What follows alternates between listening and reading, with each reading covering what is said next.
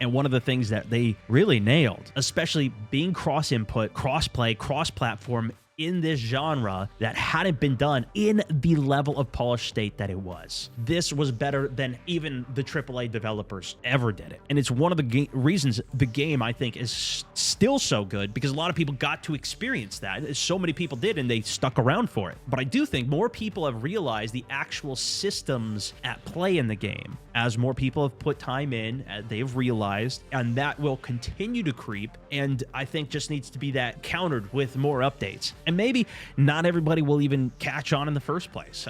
Overall, it is more of a casual game, right? Being able to get into friendly lobbies and just get your quests done or loot without having to deal with a lot of PvP is not only a preferred way for some people to play the game, but it's also helpful for people who don't have a lot of time to even play the game, to just fill their stash up quickly. You don't have to do hours and hours of grinding and losing, progress in a 30-minute raid to be killed off at the end, whatever. But you could just do a couple super fast runs and, fill your stash up to the brim. I kind of think an even better solution would just be having more storage in the first place. You don't have to be forced to sell so much stuff. At least having like a key container or an ammo container, an attachment container that's separate from your entire storage that, has the valuable spaces. But for sure, for the people who invest a lot of time into games and figure stuff out, the system is definitely ripe for abuse.